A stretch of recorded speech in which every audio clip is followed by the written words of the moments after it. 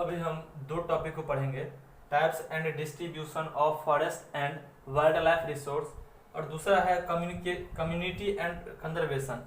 पहला हम पहले की बात कर लेते हैं, वन्य और वन्यजीव संसाधनों के प्रकार और वितरण।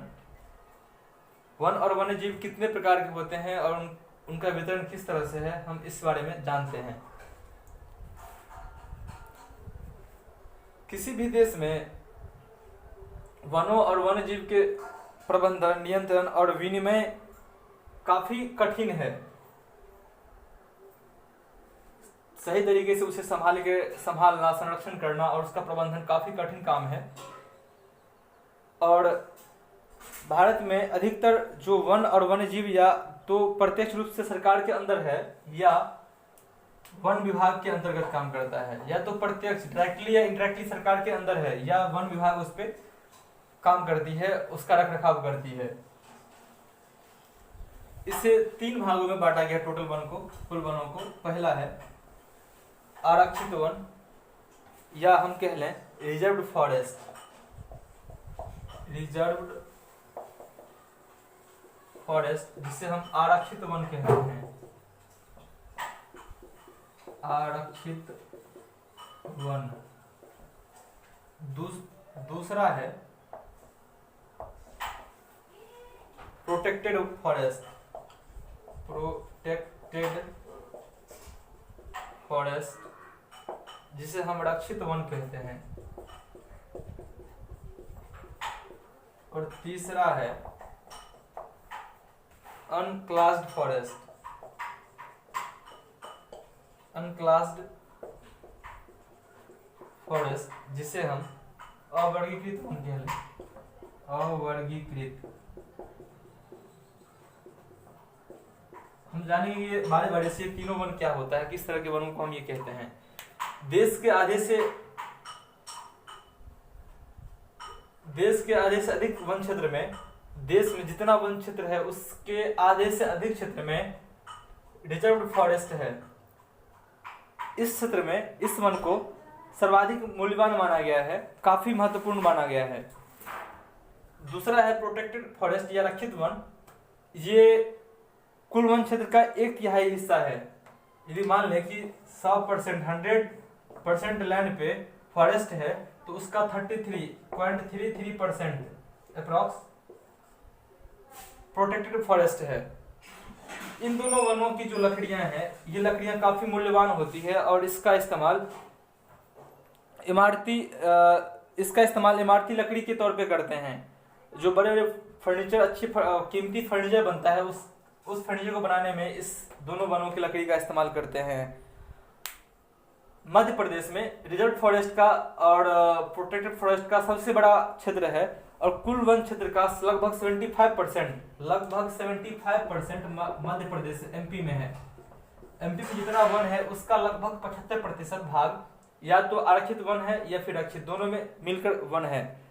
इसी तरह से जम्मू कश्मीर, आंध्र प्रदेश, उत्तराखंड, केरल, तमिलनाडु, पश्चिम बंगाल और महाराष्ट्र में भी कुल वनों का एक बड़ा सा भाग रिजर्व फॉरेस्ट और प्रोटेक्टेड फॉरेस्ट है।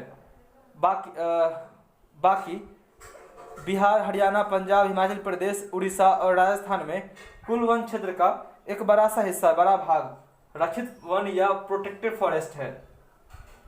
इसके अलावा गुजरात के एक बड़े से हिस्से में अनक्लास्ड या अवर्गीकृत वन है, जिस पर वहां के लोकल लोग या स्थानीय जो समुदाय है उनके अंदर है या फिर उनके प्रबंधन में ये वन सब है। अब हमारा जो दूसरा और अगला टॉपिक है,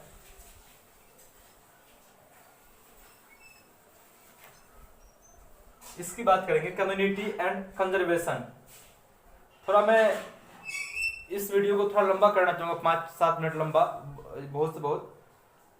कुछ एग्जांपल्स मैं बताना चाहूंगा। हम पहले अपने क्षेत्र की बात कर लें। हम बिहार के मिथिलांचल में रहने वाले लोग हैं।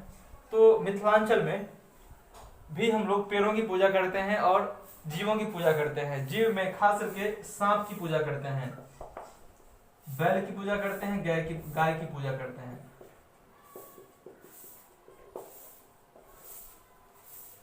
सांप की पूजा का एक दिवस ही आता है जिसे हम नाग पंचमी कहते हैं। उसमें खास करके सांपों को दूध और लावा चढ़ाया जाता है, उसकी पूजा करते हैं।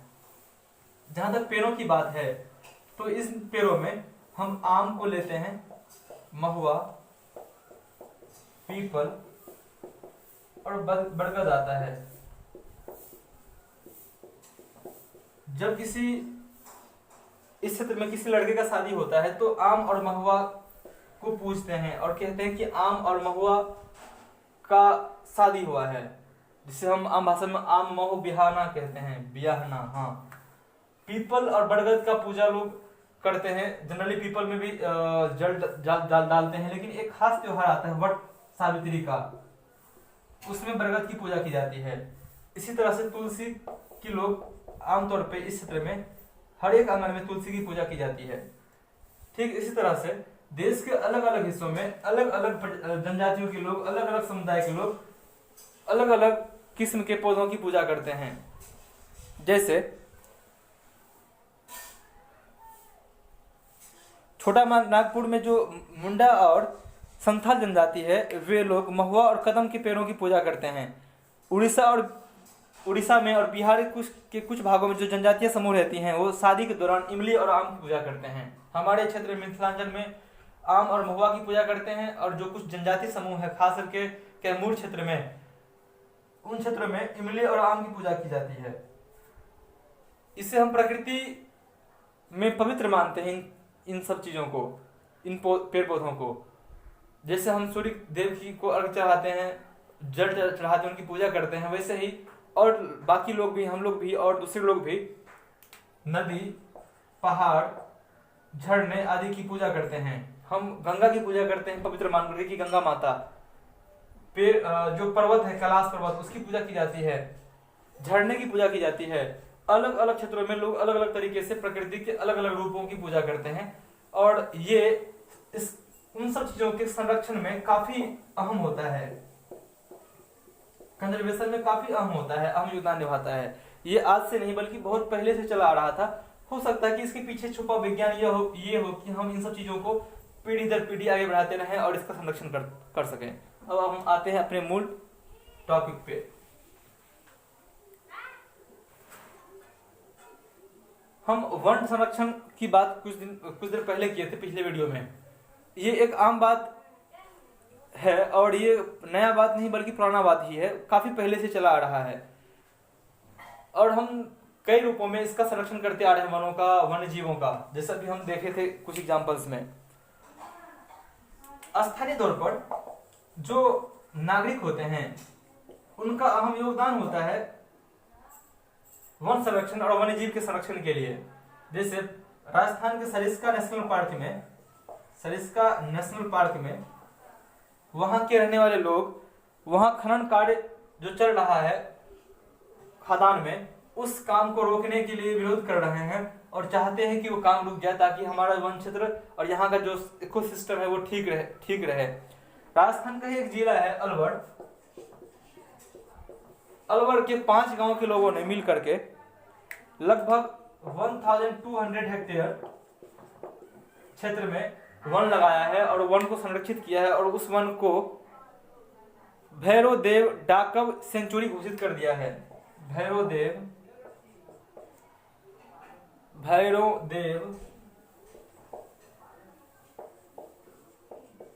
डाकब सेंचुरी घोषित कर दिया है, और वहां पे उन्हीं लोगों का कानून चलता है जो वे लोग बनाते हैं। वहां कोई सरकार का कानून नहीं चलता है, जो वे कानून बना दिए हैं वो कानून चलता है, और बाकी बाहरी जो लोग होते हैं उन्हें उस क्षेत्र में घुसने नहीं दिया जाता है, प्रवेश नहीं मिलता है, और पूर्णतः पाबंदी लगी हुई है कि आप किसी जानवर का शिकार नहीं हो सकता है वहां पे। इसी तरह से कंजर्वेशन के क्षेत्र में ही एक मूवमेंट चला था जिसे हम चिपको आंदोलन के नाम से जानते हैं, चिपको मूवमेंट। ये सुंदरलाल बहुगुणा के द्वारा चलाया गया था उत्तराखंड में, हिमालय क्षेत्र में। यह मूवमेंट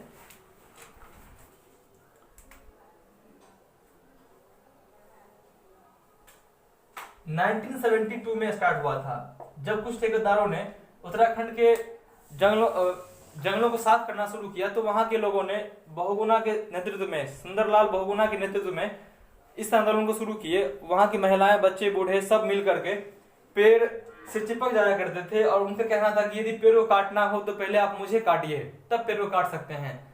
तो इस विरोध के बाद ये जानकारी फैली और बड़े क्षेत्र में ये आंदोलन फैल गया और इस तरह से उस क्षेत्र की वन संपदा बच गई। ये सुंदरलाल बहुगुणा इसका नेतृत्व कर रहे थे। इसी तरह से सामाजिक स्तर पर, समुदाय स्थानीय लेवल पर असम में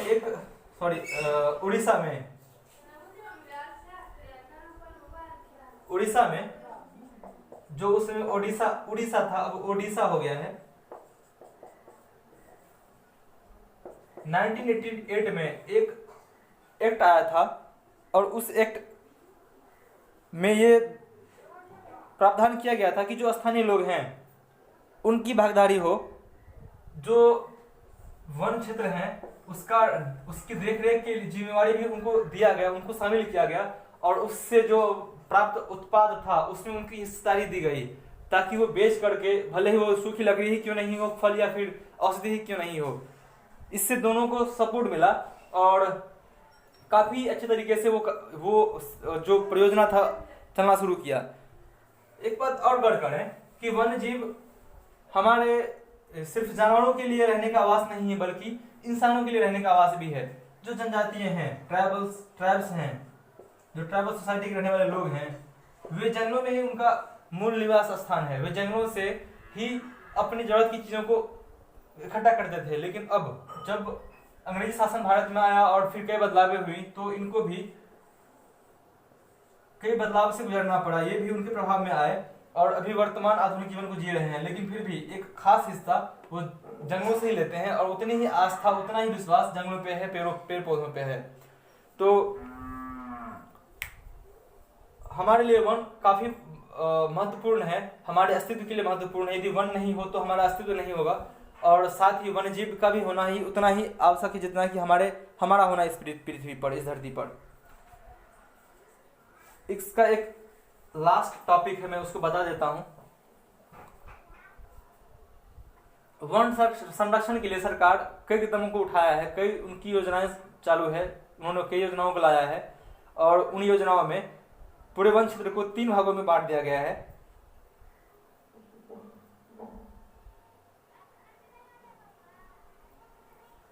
पहला है राष्ट्रीय प्राणी उद्यान। राष्ट्रीय प्राणी उद्यान, जिसे हम नेशनल पार्क के नाम से भी जानते हैं।